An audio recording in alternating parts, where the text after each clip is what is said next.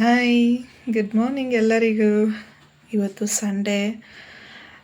ತುಂಬ ಅಂದರೆ ತುಂಬ ಖುಷಿಯಾಗಿರುತ್ತೆ ಸಂಡೇ ಬಂದರೆ ಸಾಕು. ಯಾಕಂದರೆ ಮಂಡೇ ಸ್ಟಾರ್ಟ್ ಆಯ್ತಂದರೆ ಮತ್ತು ಸಂಡೇ ಬರೋವರೆಗೂ ಕೆಲಸ ಅದು ಇದು ಅಂತ ಇದ್ದೇ ಇರುತ್ತೆ.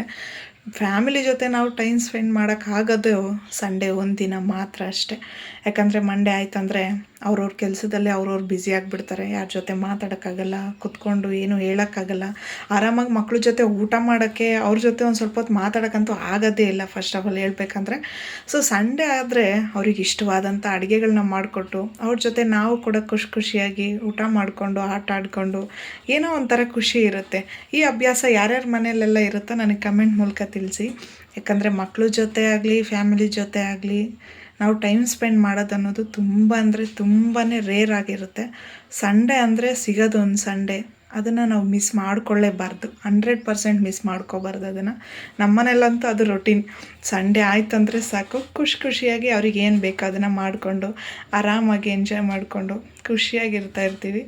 ಸೊ ನಿಮ್ಮ ಮನೇಲಿ ಅದೇ ಅಭ್ಯಾಸ ಇರುತ್ತೆ ಅಂತ ಅಂದ್ಕೊಂಡಿದ್ದೀನಿ. ಕಮೆಂಟ್ ಮೂಲಕ ನನಗೆ ತಿಳಿಸ್ಕೊಡಿ. Thank you.